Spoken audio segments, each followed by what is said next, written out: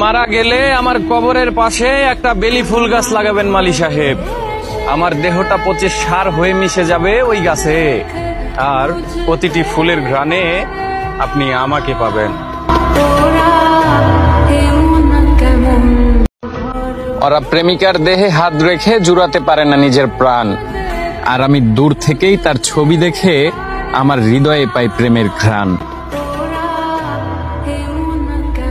যত সব দামি মানুষের ভিড়ে আমি ফেসে গেছিলাম, নিজের মূল্যটা কারো কাছে পাইনি।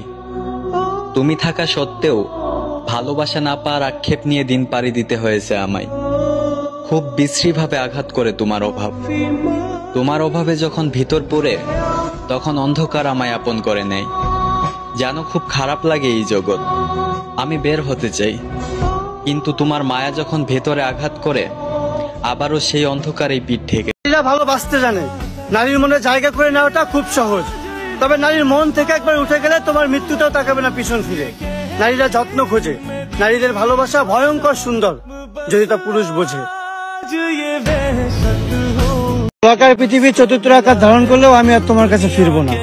তুমি বরং শহরের বিলবোর্ড গুলোতে আমার নামে বদনাম রটিয়ে দিও আমি প্রতারক, নয়তো লোকে আমার বেহাল দশা থেকে ভাববে তুমি ছলনাময়ী ঘাতক। তারপর হঠাৎ একদিন জানলাম, নিয়ম করে রোজ আমার সাথে কথা বলার পরও সে অন্য কাউকে ভালোবাসে।